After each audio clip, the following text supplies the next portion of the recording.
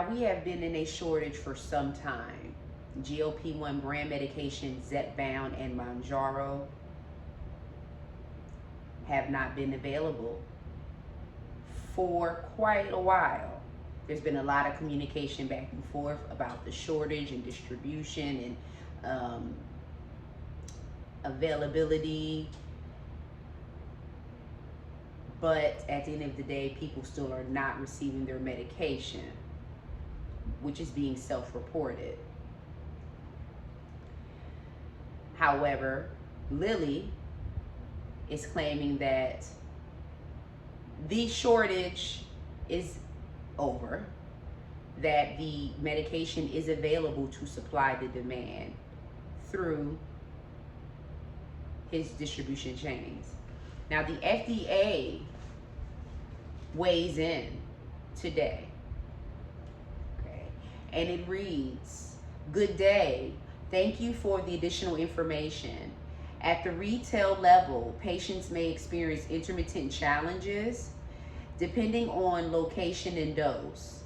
Other factors outside of the manufacturer's control, i.e. pharmacy and economics, cold chain, logistical considerations, retailer capacity, etc., may cause delayed replenishments, and manufacturers do not control how wholesalers or retailers prioritize replenishments to their customers. Once we resolve the shortage in October, we can add similar language to the standard responses. Once we resolve the shortage in October, we can add similar language to the standard responses." That is very leading. Once we resolve the shortage. So that's leading and very much alludes to the shortage ending, the Tirzepatide shortage ending in October. And if that does occur in October, the FDA will provide further language, and I'm assuming that that is pertaining to the trajectory of the Tirzepatide compound. So that language is going to be some type of direction or announcement in regard to the production, the continued or terminated production of Tirzepatide compound. Now, we know, or at least we assume, okay, that if this occurs, because this is saying in October, saying Tirzepatide may be out of shortage. So this sounds like it's leaning towards the FDA and, you know,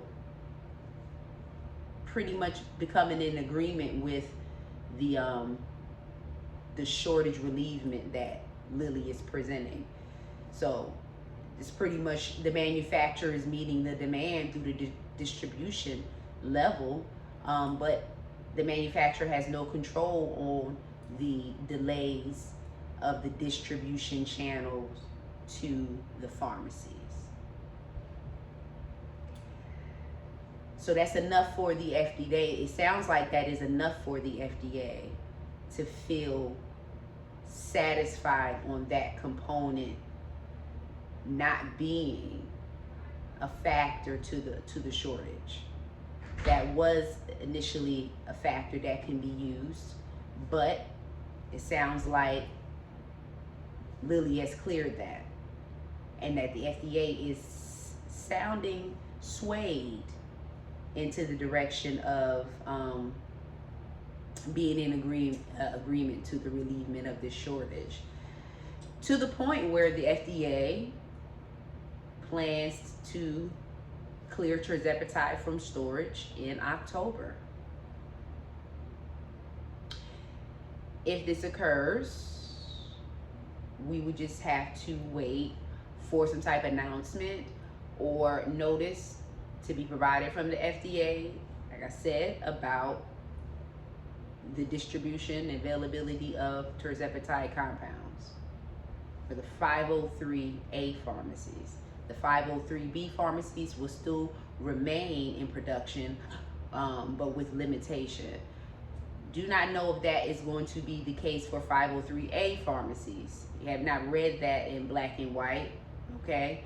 So I'm thinking and was morally assuming that the rug won't be pulled right from underneath us, that the patients will have enough time to develop an exit plan, be able to refill, finish filling their current prescriptions. I mean, just ample time to exit is what I'm morally presuming. But look at the way things are going. That may not even be the case. So if that is not the case and is done, what are the other plans? What are the other exit strategies you got? You guys know we already discussed in previous videos about the alternatives if Tirzepatide ends. The alternatives refer to GLP1 Semaglutide. I finally learned how to say it. I've been saying it Semaglutide like so many, because the way it's spelled, it can be pronounced as such, but it's, Semaglutide. It has a bougie kick to it. Anyway, you could switch to Semaglutide. It's still a GLP-1 medication. And it still provides the suppression and gastric system delaying. Can also try, I don't know, is it liraglutide or liraglutide or liraglutide, whatever, you know what I mean. That's an alternative. That's aka Saxenda, aka Victoza. But I believe you have to take it orally, but it's still a GLP-1 medication that can provide the appetite suppression. I want to say Lipo B. I'm on Lipo B, but Lipo B does not provide the appetite suppression component. I know that firsthand. I skipped my GLP-1 dose and I just chose to do Lipo B for the week, and I did not experience effect of appetite suppression.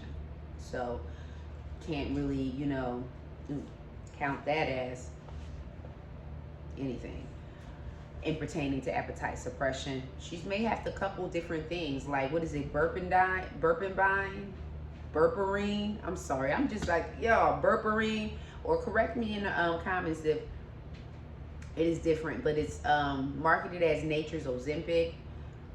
That's over the counter. That may be able to provide some type of similar GLP-1 suppression, but not all to the extent of the standard GLP-1 medication.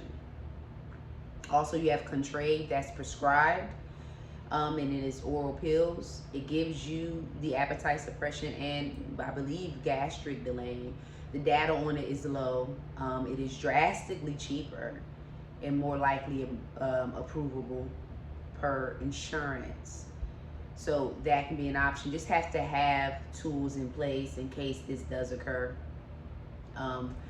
If it stops, what is your exit plan? That's why I'm glad I pushed it to the limit. I'm in maintenance. I made sure that I stuck tried and true to getting this weight off in an appropriate time in case they pull the rug from underneath me, or underneath us, which looks like that could be a possibility. I guess if the brand medication is deemed no longer in shortage officially by the FDA, that's one thing. Now, if the FDA doesn't respond about the distribution or the continuation of the production of Tirzepatide compound, then we remain receiving the compound. until otherwise. So we'll always be on a TBD, to be determined type of status based on pending response from the FDA. And more than likely, Lilly will be continuing to push for that response from the FDA. Once they're all in agreement, which sounds like they are, that Tirzepatide, Zepbound, Mounjaro will be out of shortage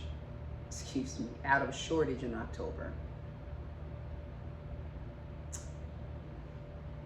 So, have plans in place. Get on the grind, folks, because it looks like this is coming closer and closer and closer, or it may come closer and closer and closer to an end. Hope not. If it does, did you have a good ride? Was your ride good on this medication?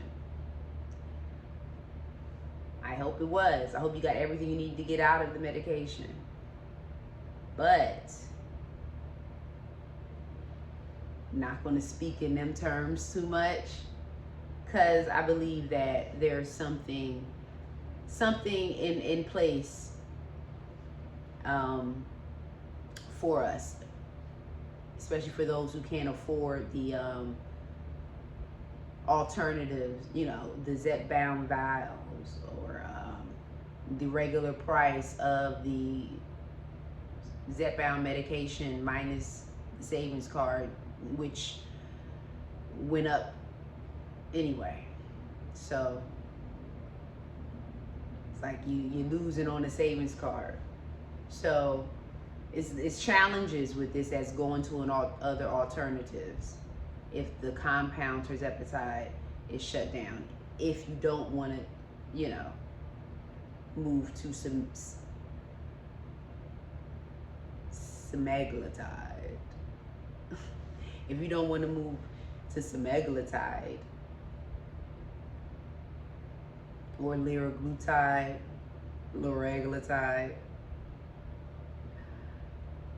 then the options start to get pretty slim. So we got options, but the options are starting to get slim if we get too picky. So GLP1 options are there. There are non-GLP1 options available. There are also other peptides, the peptide biohacking world, that can be available, that provide appetite suppression and also fat burning effects. But they have their own side effects that got to be considered. It's not all welcoming, like most aren't, but just stating what is out there, and there's plenty of information out there about it. So that is the current news. That is the current GLP1 news in regard to Tirzepatide compound. I will see you in the next video. Be real.